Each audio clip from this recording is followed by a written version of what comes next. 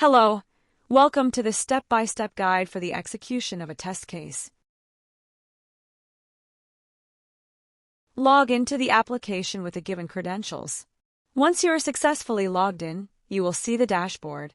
Click on Run Test Case. Choose the customer. Choose the particular instance on which you want to run the test case. Select the module.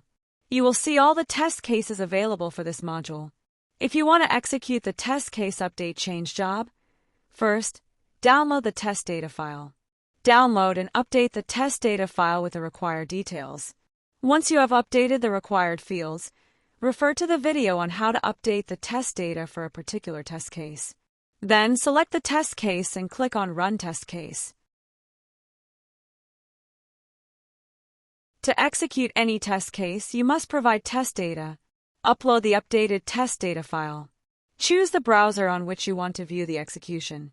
If you want to see the live execution, keep grid mode on. Click on Submit. Once you submit the test case, execution will begin. You will receive notifications regarding the test case execution. 2 notifications will be triggered. Start notification indicates the test case execution has started. Completion notification indicates when the test case execution is completed. For the live view, select the test case name to see how the execution is progressing. You can view the step-by-step execution of all components. Once the browser is launched, it will log into the Oracle application.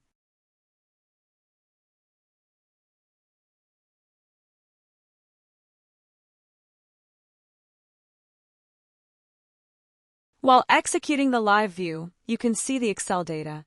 For this test case, it will show iteration and sub-iteration, e.g. 1. Username, URL, all the fields entered by the user. You can verify the test data provided. During execution, check for notifications. You will receive a start notification and later, a completion notification when execution is finished. This is how you can view the test case execution and get notified once execution is completed.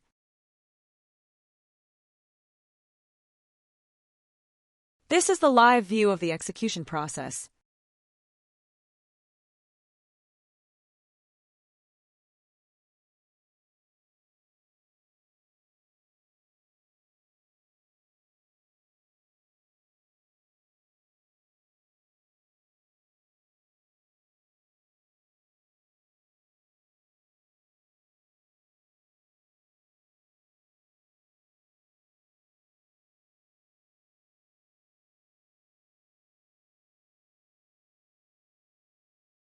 Thank you for watching.